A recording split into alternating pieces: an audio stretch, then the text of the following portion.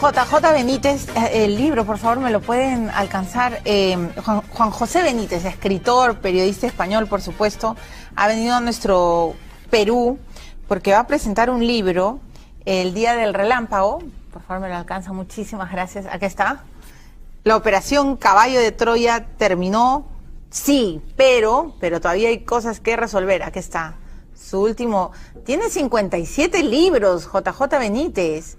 Por supuesto ha vendido más de 6 millones, ¿ah? Él ya ni lleva la cuenta porque, claro, cuando uno ya llega a esos niveles de lectoría y de éxito, como que ya se olvida de hacer números. Pero Caballo de Troya, la saga Caballo de Troya, que son 9, ¿no es cierto? 9 libros, pues ha vendido más de 6 millones de ediciones en el mundo. Y ha venido a Perú, está recién llegado y está con un jet lag que espero pueda tolerar un poquito antes de ir a descansar. ¿Cómo estás, JJ Benítez? Bien, bien. Bienvenido contento, aquí al programa. Gracias. Ahora en el camino estaba comentando que hace 40 años que visité yo Perú por primera vez. Hace 40, ¿cómo fue ese viaje? Casi 40. ¿Cómo fue ese viaje? ¿Para qué viniste la primera vez? Vine como periodista porque, bueno, pues había salido una noticia en Europa, en los teletipos, diciendo que había unas personas aquí en Perú que decían que estaban en contacto con seres del tema OVNI. Con extraterrestres. Exacto, y entonces pues vine a estudiar, a investigar. Claro. ¿Y te quedaste prendido del tema? Me quedé muy enganchado porque yo vi por primera vez aquí 2 objetos no identificados, con ellos. ¿En Chilca? En Chilca, en los arenales de Chilca. El 7 de septiembre del 74. ¿No soñaste? ¿No estabas con algún alimento extraño? Nada. No. Estaba muy enfadado porque era el día de mi cumpleaños. Y entonces, bueno, pues yo fui allí con otras 8 o 10 personas y pensé que era una tomadura de pelo. Entonces, claro. Bueno. Y al cabo de una hora aproximadamente en la oscuridad había una capa de nubes muy baja, aproximadamente 200 metros del suelo. Y apareció primero un objeto muy blanco, en silencio, y después otro más pequeño que empezó a dar vueltas alrededor del primero. Ya. ¿Y hacía ruido el segundo? No, nada. Nada. Nada. Yo me quedé, bueno, todos nos quedamos sorprendidos. Y yo recuerdo que miré al suelo. ¿Era la expedición de Sixto Paz? Iba así. Me quedé mirando al suelo pensando que alguien me estaba gastando una broma, pero no, claro. no era ninguna broma. Ajá. Yo lo analicé después y no era nada conocido. No fue una psicosis colectiva. No, porque además estábamos divididos en 2 grupos. Estábamos muy cerca, pero caminando porque hacía mucho frío. Y llevamos 1 hora allí, en la oscuridad. Y entonces nos habíamos separado un grupito del otro y primero lo vio un grupo. Yo no estaba en ese grupo. Pasaron aproximadamente 5 segundos. ¿Y luego lo vieron ustedes? Sí, nos gritaron.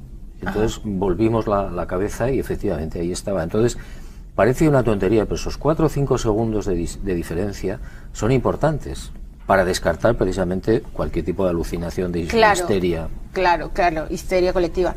Pero JJ, ¿te gusta que te digan JJ o Juan José? No, Juan José me llamaba mi madre, pero ya no. Ya no, ok. Juan José, JJ. Pero ¿por qué solo un grupo reducido de humanos ha visto ovnis? Porque yo me muero por verlos, pero hasta ahora no he tenido la suerte. Hay miles, cientos de miles de personas que lo han visto en el mundo. Lo que ocurre es que, bueno, no lo ha visto todo el mundo. O sea, hay que ir a los sitios específicos. No, ellos se presentan cuando menos uno lo espera. Es decir, cuando va uno por la carretera o está en cualquier sitio en la ciudad, en su dormitorio, y de repente siente la necesidad de asomarse a la ventana, no sabe por qué, y ahí está. Pero ¿y tú te has contactado con algún extraterrestre? No, yo no. Y nadie se ha contactado, ¿no? Yo creo que hay algunos casos de contactos que son bien interesantes, que hay que investigarlos a fondo, y que son personas que han sido introducidas en las naves y se les ha llevado a determinados lugares y se les ha dicho determinadas cosas. Pero no son demasiados, son unos pocos, no son muchos. Y que siempre son sospechosos. O sea, porque mucha gente ni les cree. Bueno, sí, hay que investigar. Hay que investigar. Tú eres un gran investigador, como bien lo has dicho, eres periodista. Un investigador muy viejo, que no es lo mismo. No eres viejo. Has hecho 57 libros, JJ, es Sí, una muchos. productividad intensa. Pero tu saga de Caballos de Troya, que ha sido muy famosa, muy leída en el mundo, claro, genera muchas dudas, muchas sospechas. Además que hay quienes dicen, pero ¿cómo es posible que haya podido viajar en el tiempo? Hay quienes creen que tú estuviste además en la máquina del tiempo. No, yo no. Yo no sé exactamente si se produjo o no ese viaje en el tiempo, pero de los militares norteamericanos me lo creo todo. Es decir, no tengo la certeza de que eso fuera así. Lo que sí me parece importante, interesante, y al final es lo que cuenta, es que la historia de ese Jesús de Nazaret llega al corazón de las personas, cosa que no ocurre con las religiones. A mí eso es lo que me interesa. ¿Cuándo te enteras? ¿Cómo te enteras de que hubo esta máquina, de que se podía viajar en el tiempo, que se podía retroceder al tiempo de Jesús? Yo estoy haciendo un programa de televisión en México y hablando precisamente de Jesús de Nazaret y de unas investigaciones que estaban haciendo sobre la sábana santa de Turín. Entonces yo escribí un libro sobre eso y en el programa de televisión yo mostré quizás un gran entusiasmo por la figura del maestro, de Jesús. Y alguien lo vio el programa. Yo recibo una llamada telefónica de esta persona que era un oficial norteamericano de la Fuerza Aérea y me convoca a un sitio. Entonces yo inmediatamente pensé, Fuerza Aérea Norteamericana, fenómeno ovni, me interesaba y acepté. Pero no me habló en absoluto ni de eso, ni de Jesús de Nazaret. Simplemente me preguntó, me dijo que le había interesado, que le había sorprendido mucho mi actitud en la cámara sobre el maestro, sobre Jesús de Nazaret, y ahí él empezó a tantearme y al final, pues al cabo del tiempo, me entregó unas claves para que yo las resolviera, y esas son las claves que aparecen en el Caballo de Troya 1. Ok. Es a partir de ese encuentro que empieza todo el acertijo. Ahí obtengo yo una información que es la que da lugar a los libros. Es decir, yo comprendo que la gente no me crea, pero yo no tengo tanta imaginación. Es decir, hay una fuente capital, que es donde yo bebo. Y yo no invento absolutamente nada, no es una novela. Aunque yo entiendo que la gente Claro, quiera... porque mucha gente dice, JJ Benítez ha inventado todo. Bien. O sea, es imposible que haya existido esa máquina, porque si existiera esa máquina, pues ¿por qué no la muestran y por qué no nos vamos a otras épocas? Mire, y ¿por qué no es cierto? ¿Por qué no investigamos a otros personajes? Yo le pongo un ejemplo. La gente no sabe lo que pasó en la Luna con el proyecto Apolo. Sí, y además hay muchas sospechas sobre eso. Y ahí pasó algo muy gordo. Y como eso, hay 27.000 cosas, inventos que han llevado a cabo, que están llevando a cabo los militares norteamericanos y de los que no sabemos nada. ¿Qué es lo gordo que pasó? En la Luna. Bueno, pues la Luna, parece ser que Apolo 11, cuando llega a la Luna, en 1969, no va a montar en bicicleta ni a recoger muestras de rocas, que también. Y no era solo un problema de prestigio político, que también. Entre los rusos y los norteamericanos. Exacto, si no... Los norteamericanos sabían, los militares norteamericanos sabían previamente que en la superficie de la Luna había algo que no era normal. Y no estoy pensando en ovnis. ¿En qué estás pensando? Cuando Armstrong y Aldrin, aquel julio del 69, bajan allí, nunca nos mostraron lo que filmaron. Filmaron edificios en ruinas. ¿Edificios en ruinas? Edificios en ruinas. ¿Cómo sabes eso? Pues porque las personas, los militares que participaron en eso, me lo contaron. Edificios en ruinas. Entonces, lo que pasa es que eso nunca lo han dicho. Y después los destruyeron. En el año 72, cuando se acaba el proyecto Apolo 17, los destruyen los edificios con armas nucleares tácticas. Por eso no se ha vuelto a la Luna. Eso es lo que te quería preguntar. ¿Por qué nunca más se volvió a la Luna? Porque está contaminada. Es decir, alguien de una manera maquiavélica piensa, esto hay que destruirlo, esto no se puede decir a la gente. Lo piensan y lo hacen. ¿Pero por qué no se podía decir a la humanidad se han encontrado edificios destruidos? Pues ellos pensaron que podía ser un problema de equilibrio social, pensaron que había que dar demasiadas explicaciones, etcétera, etcétera. ¿Y eso te lo contaron los militares que estuvieron en la operación? Sí, sí, sí. Obviamente no nos vas a revelar tus fuentes. No. Y obviamente cuando la gente te dice, JJ, ¿no será que tú estás con delirios, con fiebres? Ya me gustaría tener yo delirios, pero estoy bastante cuerdo. Estás bastante cuerdo. Vamos a ir a la pausa. Muy bien. Permíteme ir. Y vamos a hablar además de El Día del Relámpago, este último libro que Editorial Planeta ha venido JJ Benítez a Lima a presentarlo, porque hay varias claves, ¿no es cierto?, que se quedan... Ahí está, no está charoleando. Muy bien. Hay varios puntos que quedan sueltos y que JJ Benítez trata de explicarlo en este libro, pero además este libro va a tener una saga. Eso es más o menos lo que he entendido, que es el primero de tres libros que vienen. Entonces, cualquier pregunta, por supuesto, son bienvenidas. Quienes hayan leído Caballos de Troya, pues pueden preguntarle lo que quieran al autor que hoy está. Dios mío, estoy conversando con JJ Benítez. Hay un tema que a mí me encanta de sus escritos. Por supuesto, JJ Benítez además da muchas conferencias, entrevistas, y él habla de los infiltrados. Él dice que aquí, en este momento, en el mundo, hay extraterrestres infiltrados. Ya, pero ¿cómo sabes eso, JJ Benítez? ¿Alguien te lo ha tenido que decir? ¿Lo has soñado? ¿Has visto? ¿Cómo has llegado a esa conclusión? Pues investigando. Es decir, yo te pongo un ejemplo. A mí me cuenta un ingeniero que ha tenido un encuentro con una persona, era su novia, y de repente esa persona le muestra una enorme cicatriz en la pierna porque había el puño. Y entonces esa mujer le dice que ella no es de aquí, que ha tomado el cuerpo de una persona, de una norteamericana que falleció en un accidente de autobús. Bueno, el ingeniero no le hace ni caso, por supuesto. Claro. Y una noche, cuando regresaban hacia su casa, sobre el vehículo se coloca una nave enorme. Y la mujer se aterroriza, dice que vienen a por ella. Entonces el señor baja del auto, mira aquella nave enorme encima del carro. Desaparece la nave, se van y ya al día siguiente la mujer ya no está.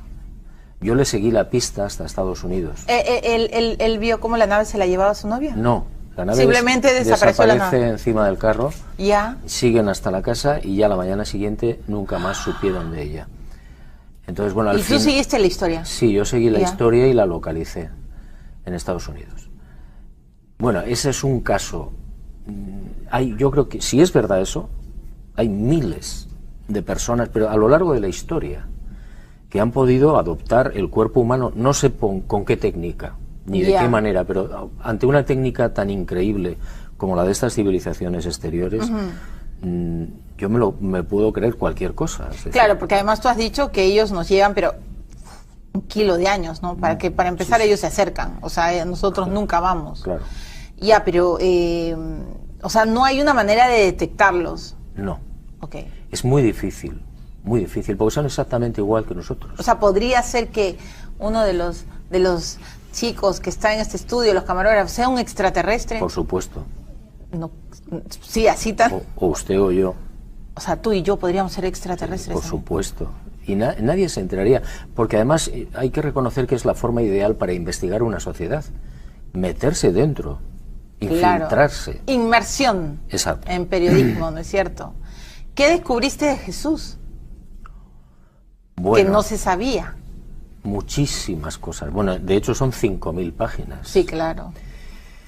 Es muy interesante tus libros. A mí me fascinó la figura que aparece ahí, porque es muy lógica, es muy bella, es mucho más cercana, más humana, no deja de ser Dios, es muy importante, es un hombre Dios, pero con un mensaje distinto, es decir, no tiene nada que ver con lo que te enseñan las religiones, nada. Es decir, las iglesias en general todas son un invento humano, un negocio humano, una multinacional humana.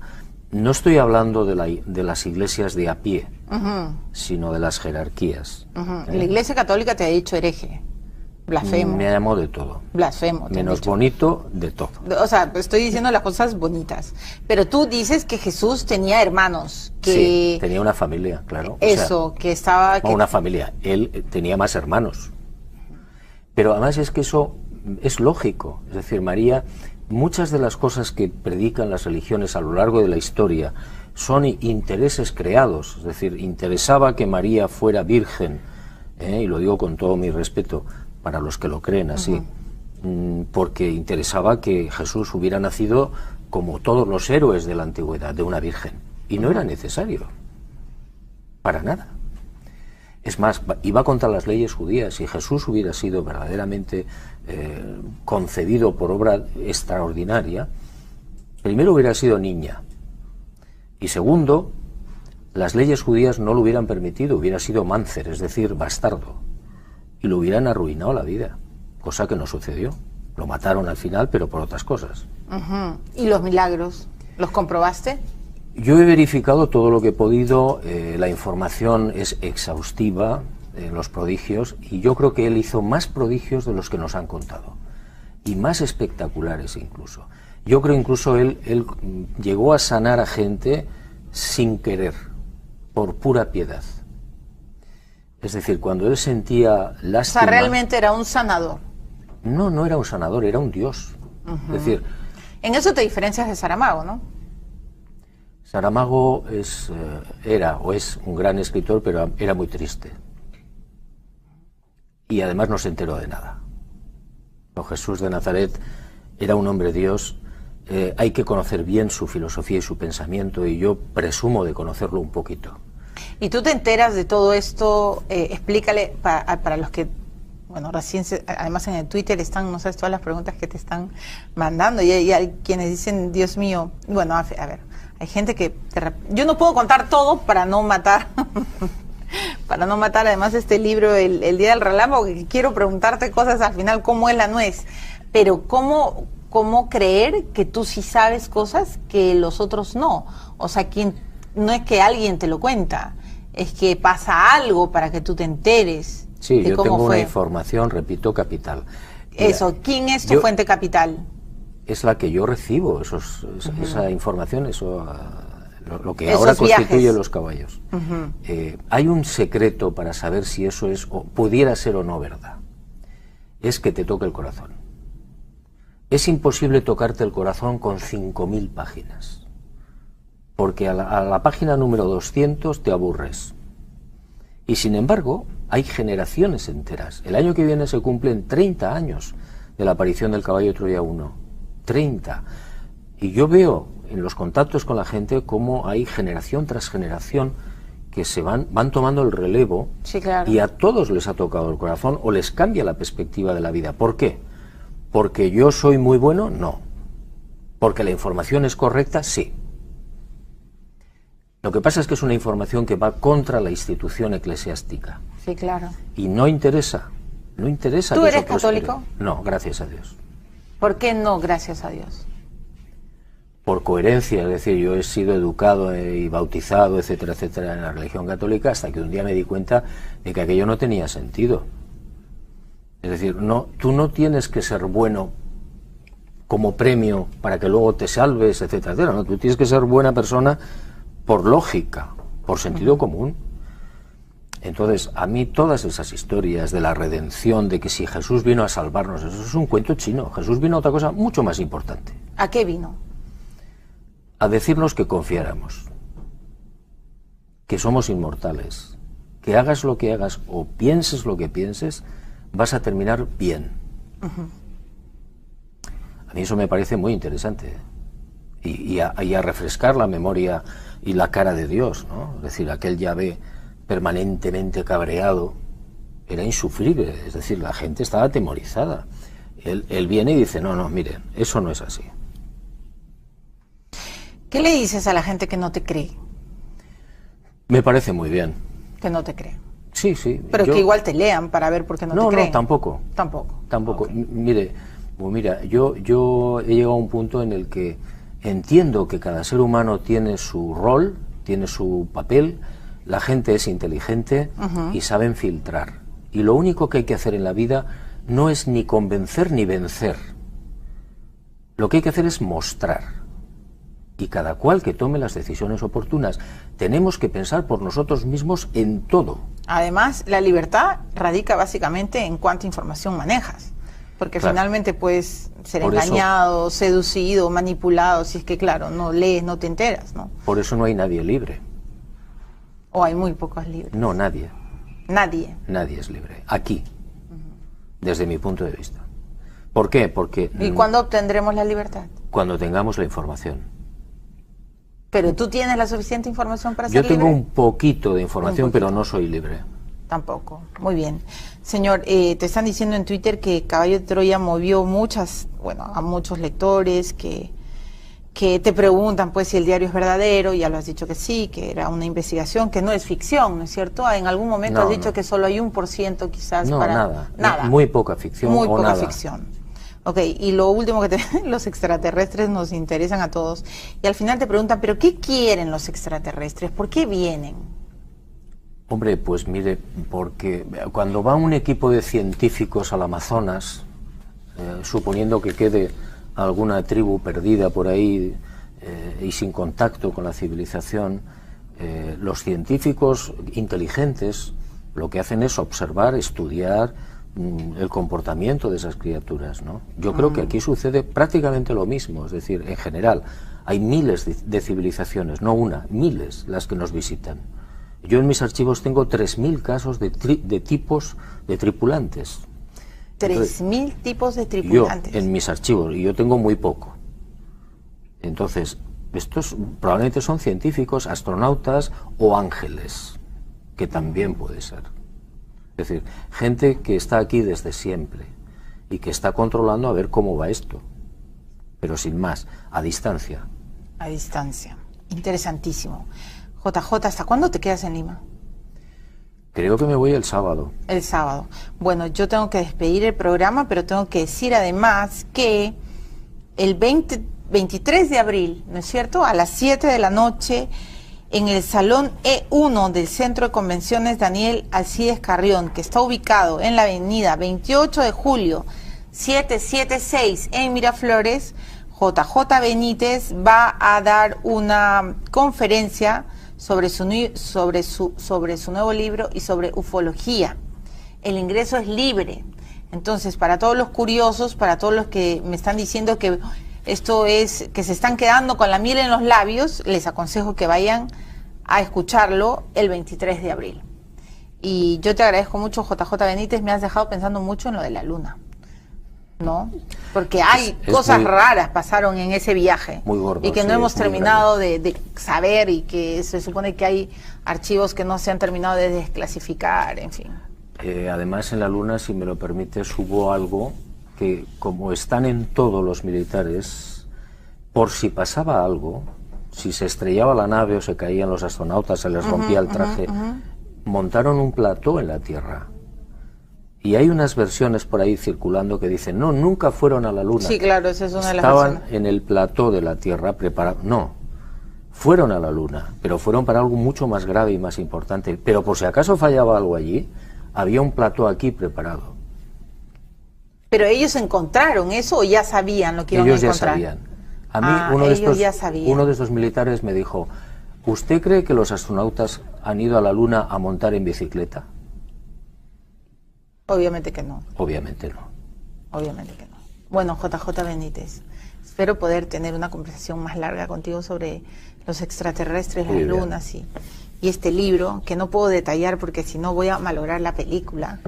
Pero te felicito, JJ Benítez, El Día del Relámpago, se los recomiendo, y a quienes no hayan leído El Caballo de Troya, también se las recomiendo. Es una saga, son 9 tomos, y ahí pues JJ Benítez dice muchas cosas sobre la historia de Jesús. En fin, la próxima visita de JJ Benítez al Perú voy a preguntarle ¿cómo fue?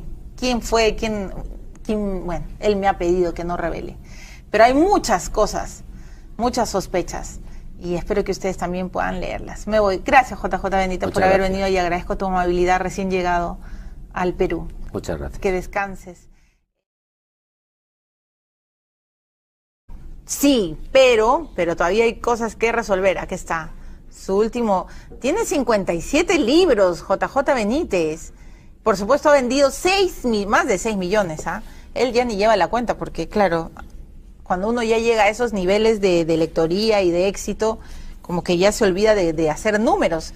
Pero Caballo de Troya, la saga Caballo de Troya, que son 9, ¿no es cierto? 9 libros, pues ha vendido más de 6 millones de ediciones en el mundo. Y ha venido a Perú.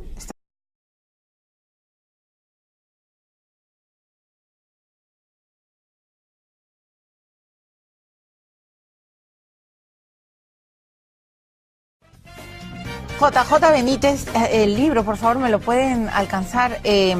Juan José Benítez, escritor, periodista español, por supuesto, ha venido a nuestro Perú porque va a presentar un libro el Día del Relámpago. Por favor, me lo alcanza. Muchísimas gracias. Aquí está. La operación Caballo de Troya terminó. Decían que estaban en contacto con seres del tema OVNI. Con extraterrestres. Exacto. Y entonces pues vine a estudiar, a investigar. Claro. ¿Y te quedaste prendido del tema? Me quedé muy enganchado porque yo vi por primera vez aquí 2 objetos no identificados, con ellos. ¿En Chilca? En Chilca, en los arenales de Chilca, el 7 de septiembre del 74. ¿No soñaste? ¿No estabas con algún alimento extraño? Nada. No. Estaba muy enfadado porque era el día de mi cumpleaños. Y entonces, bueno, pues yo fui allí con otras 8 o 10 personas y pensé que era una tomadura de pelo. Entonces, claro.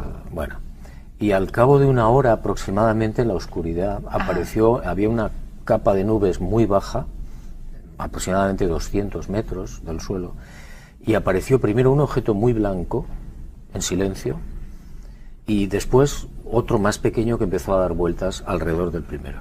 Ya.